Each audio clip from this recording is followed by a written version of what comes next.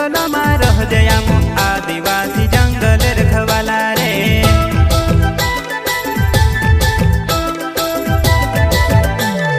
चल जंगल जमीन काजे पूजे रे आदिवासी दुनिया ने रखवाला रे। बाप देव खतरी काजे पूजे रे आदिवासी सबसे निराला रे।